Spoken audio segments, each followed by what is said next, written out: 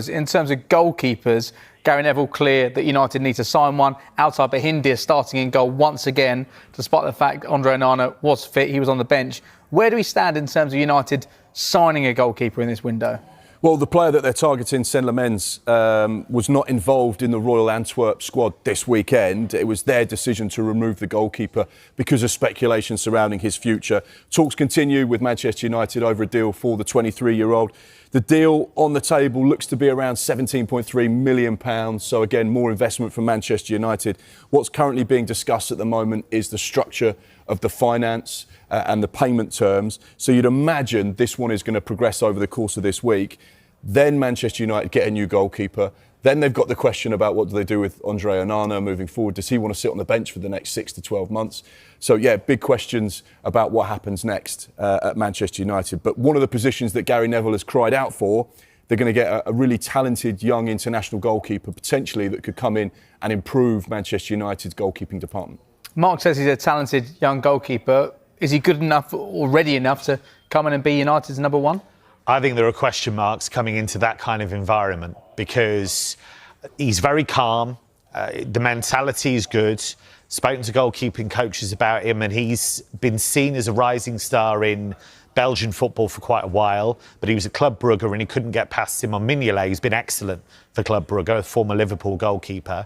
So he went to Antwerp. If you look at his numbers last season, they were excellent. If you look at something called post-shot XG differential, it's basically how many shots is he saving that the data wouldn't expect him to save, and it was very, very high.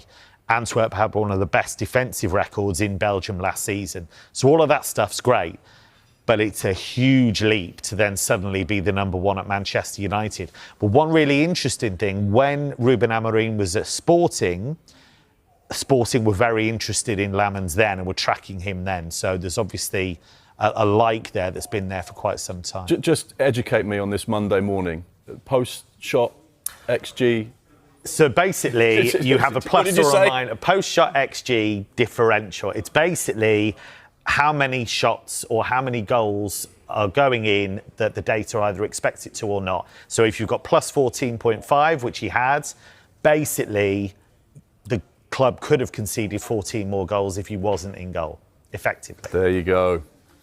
Looks like Manchester United could also be busy. They have players to sell and positions to fill. Yesterday, they drew 1-1 away at Fulham. And after the game, Gary Neville said the club must buy a midfielder before the transfer window closes.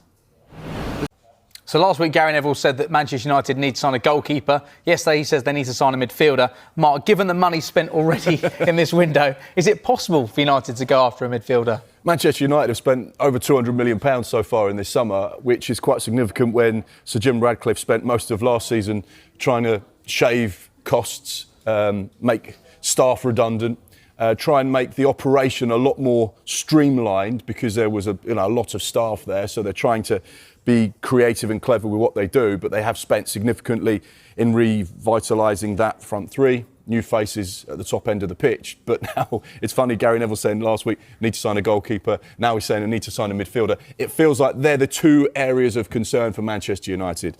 Goalkeeper, a six, someone who can bring energy and legs to that United midfield, which is going to be key. They have to be conscious of PSR, Manchester United, despite being one of those sides that turn over significant sums of money. They still have to respect the rules, and there has been a lot of spending there. Outgoings are going to be key between now and Monday, depending on how much they can generate there. But you'd imagine they will still be in the market to sign players, but they're going to have to be creative financially. Maybe a loan with an obligation might be something they look at. But yeah, definitely two positions of concern for Ruben Amorim. And Carlos Baleba feels like a slightly too expensive deal to do for Manchester United. He was taken off at half-time in Brighton's game against Everton yesterday, but Fabian Hertzler said it was tactical, nothing to do with injury, nothing to do with any speculation around Manchester United.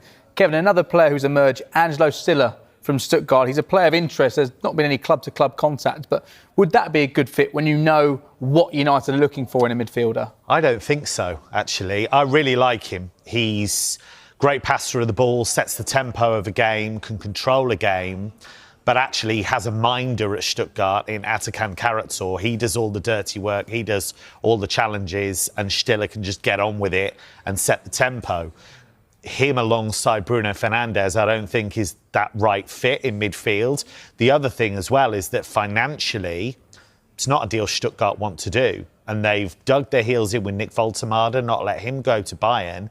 They're not going to be bullied about this either. So it just financially, in terms of fit, it doesn't really feel like a deal I could see United doing it.